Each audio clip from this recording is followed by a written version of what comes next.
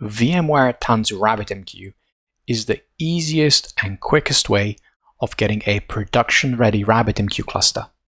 This is the commercial edition of RabbitMQ, which includes new and exclusive features, 24/7 support backed by RabbitMQ engineers, and an extended support lifecycle. In your browser, go to network.pivotal.io and sign in. If you don't have an account, that's okay, you can create one. After I sign in with my account, I'm going to search for RabbitMQ. There is just one artifact, a container image, and a single command to run. On a host with Docker installed, I run this command, and I hit my first problem. I need to authenticate with the same email address and password as I did in Tanzu Network before I can pull Tanzu RabbitMQ locally. A few seconds later, I have it. We start Tanzu RabbitMQ by creating a container that uses the image which we have just downloaded. We expose the management port running inside of the container to the host so that we can connect to it from the host. A few seconds later, I have Tanzu RabbitMQ running. Back in my browser, I go to the host's FQDN where this container is running. In my case, it's gerhard.rabbitmq.com, port 15672. I log in with the default username VMware and password Tanzu, and there is my single node.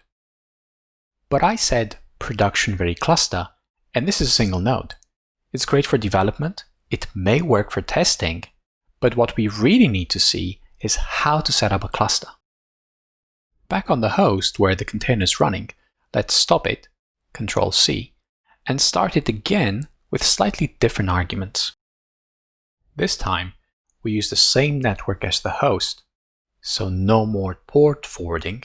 We have a managed Kubernetes cluster already created, and we have the config to this cluster available on the host. We share this with the container.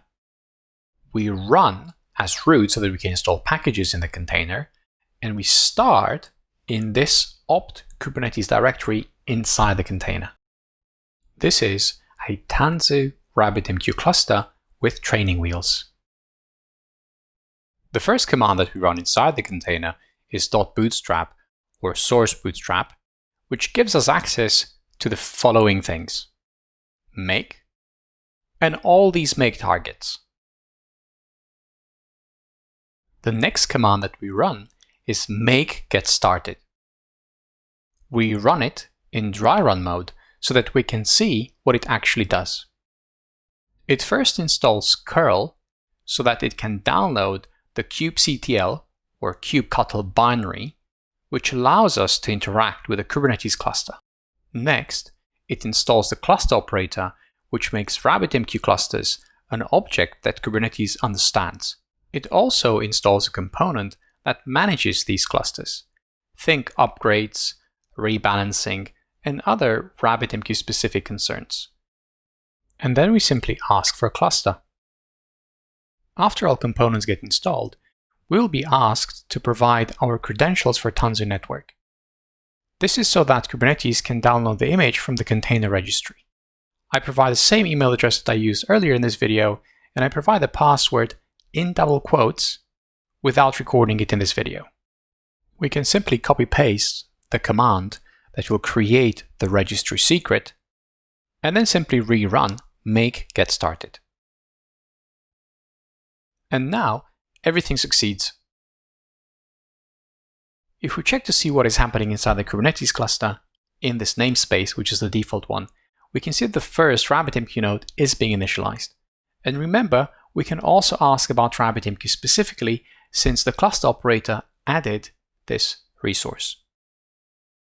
However, we have another make target, make canines, which is an Ncurses interface into Kubernetes.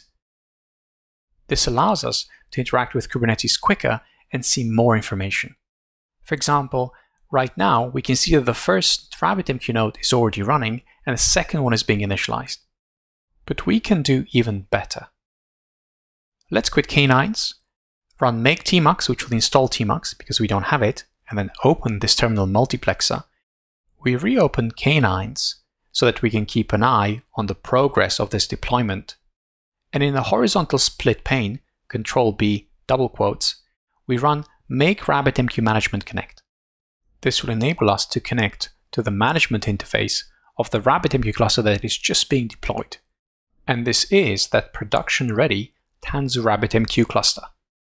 In our browser, we go to the same URL as before, but this time we're going to use the new credentials. And there you have it. There is our cluster, 3 nodes with each node running in a different availability zone. And to see what this cluster can do, watch the next video.